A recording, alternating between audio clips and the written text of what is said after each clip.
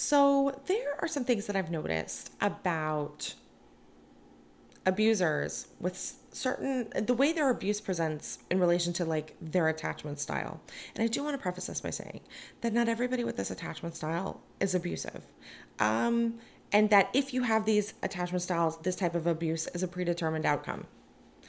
It's more like when I see abusers with these attachment styles, these are the patterns that I've noticed. And we're being flexible, we're noticing patterns, but it's not a rule. We're not rules lawyering at anybody. So the other thing too is when you're in an abuse dynamic, you may likely shift on the axis of abuse or of attachment styles where you are maybe let's say you started the relationship and you were like a securely attached kind of person, and then you're in the abuse dynamic, and the longer you're in it, the more it moves you in a direction away from that secure attachment style presentation towards one that maybe looks anxiously attached or avoidantly attached or something. And the way you can know if this is true for you is were you like this before the relationship, and then when the relationship ends and then you recover, do you go back to being like the way that you were before? Because you can be destabilized by abusers and abuse.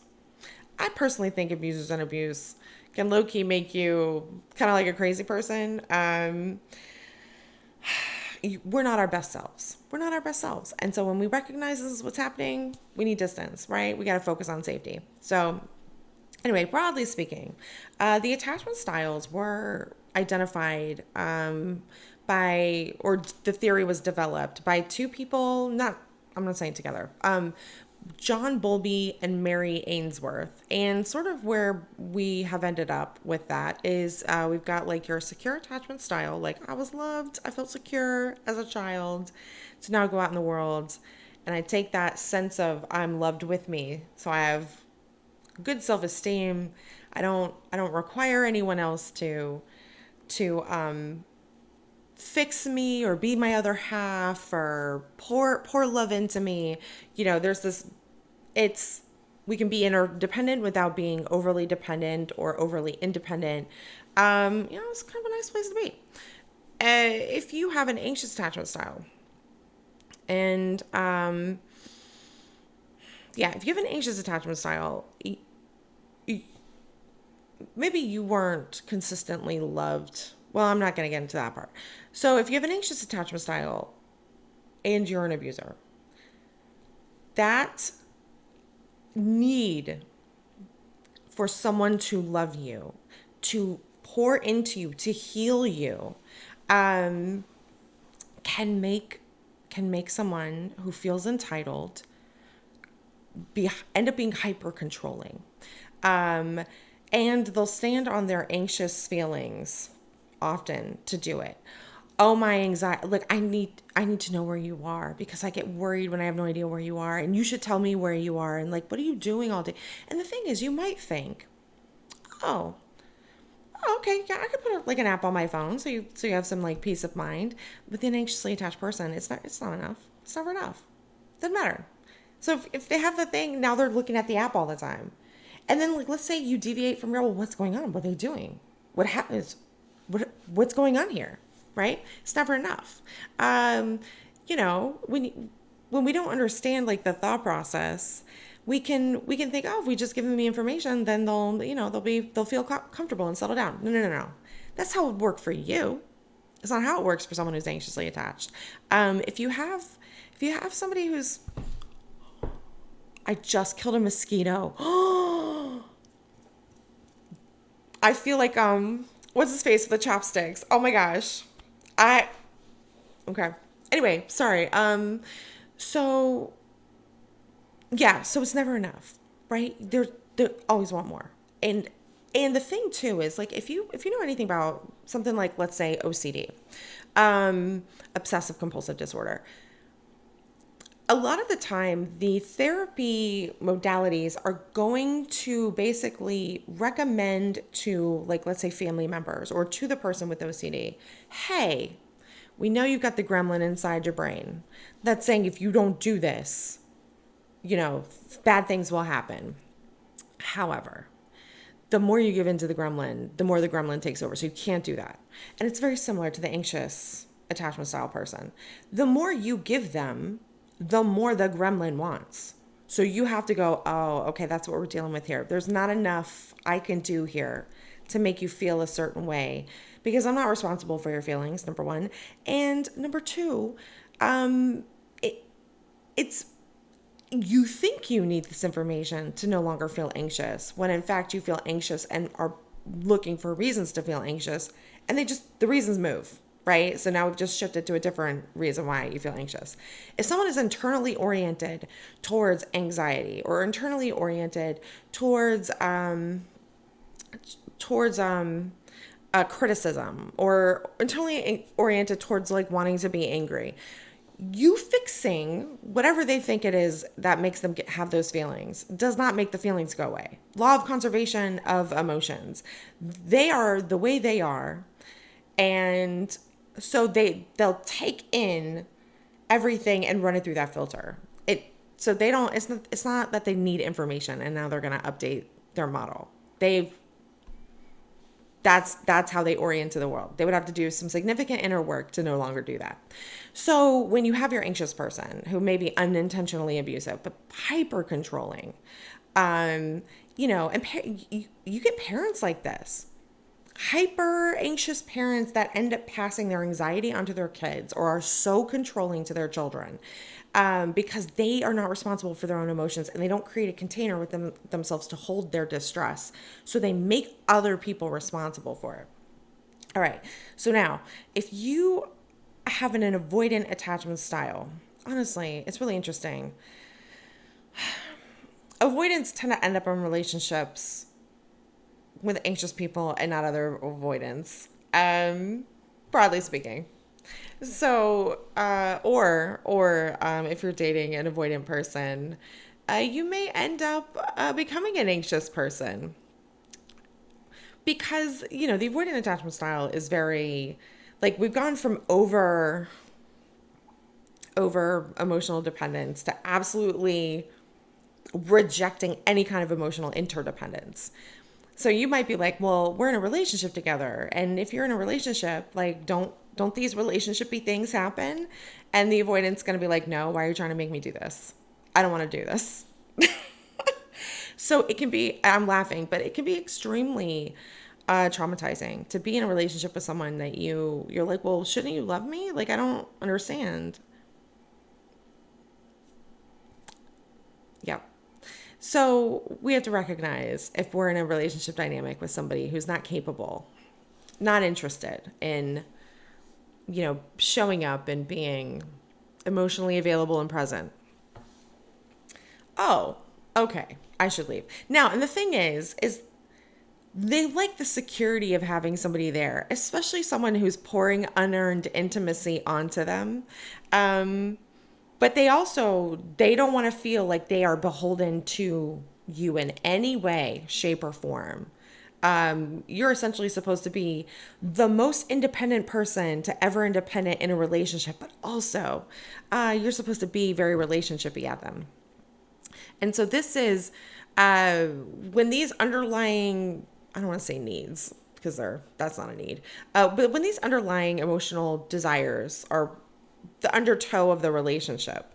And so you're arguing about the issues, but it's not about the issues because whatever they say doesn't match up with like this weird pattern that's occurring. And honestly, it can be kind of crazy making for victims of abuse. So, don't do that. Okay, hold on. I wanted to read a thing on, okay. They're extremely self-reliant and hyper-independent. They've learned that they're the only person they can count on to take care of their needs, and it kind of makes their skin crawl to rely on other people. And the more stressed out they get, the more they tend to withdraw from other people. Yeah. So if you're oriented toward connection when there's like a problem, the avoidantly attached person is not going to be. And the avoidantly attached abuser is going to weaponize all of this at you like there's something wrong with you. And so you're going to end up in a very big mind game because you're emotionally invested.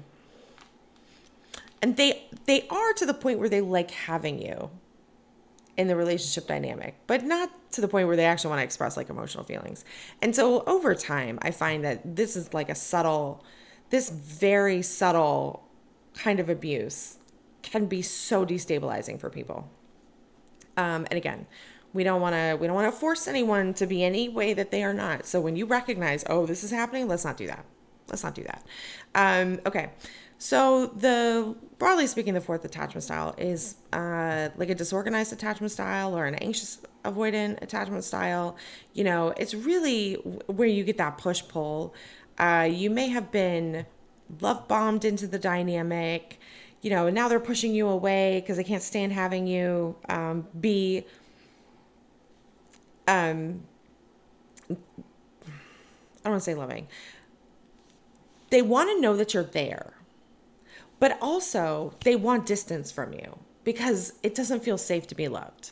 And this is where when you're unhealthy or maybe just immature, you think, oh, well, I just have to love them more. I just have to love them better, and then they'll heal, and then we can be happy together. No, no, you cannot take emotional responsibility for other adults. Don't do it. Don't do it. That is not your lane. Your lane is you, and then we're emotionally interdependent, but we're not taking responsibility for another person. And I understand that's a fine needle to thread, but you have to remember this is an adult.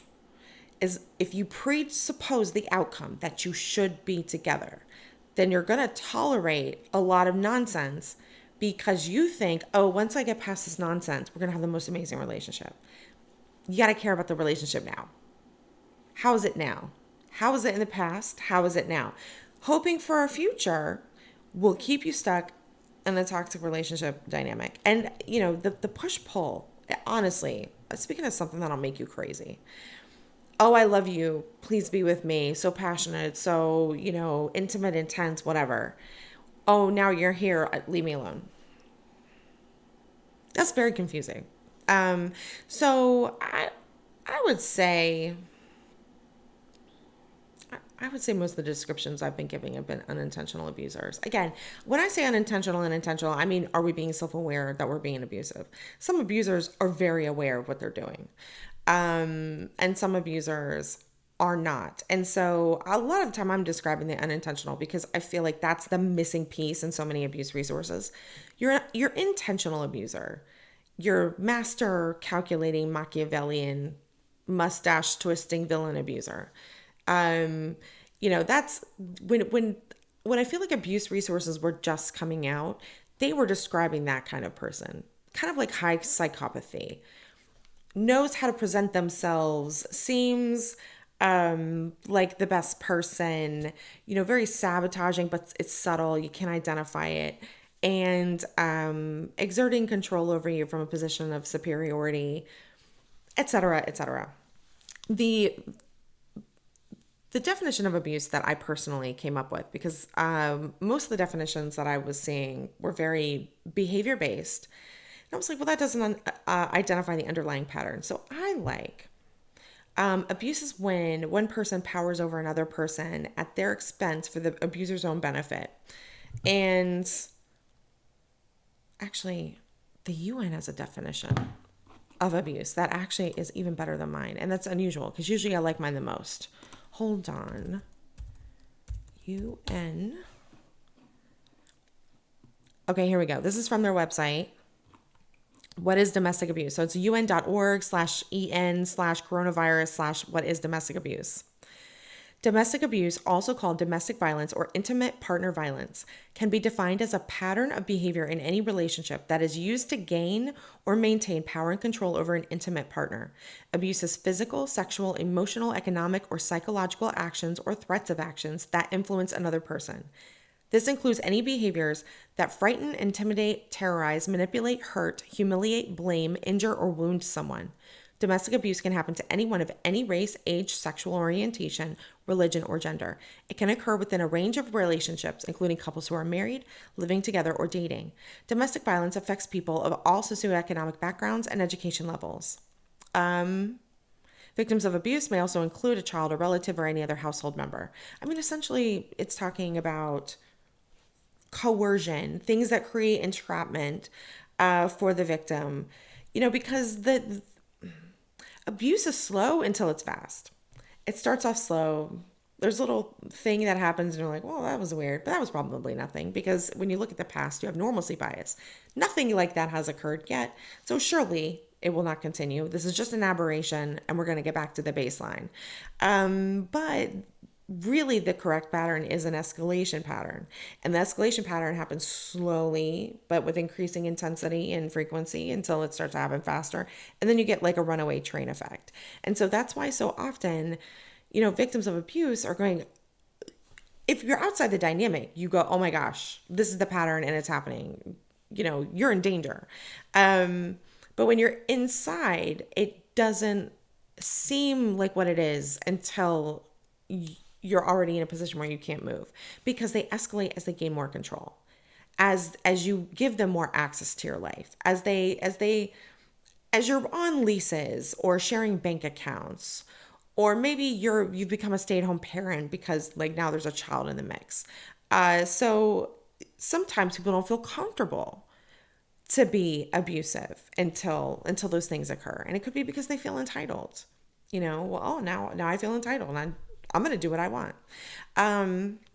So as always, you don't deserve that. And you not seeing it does not mean that you were stupid.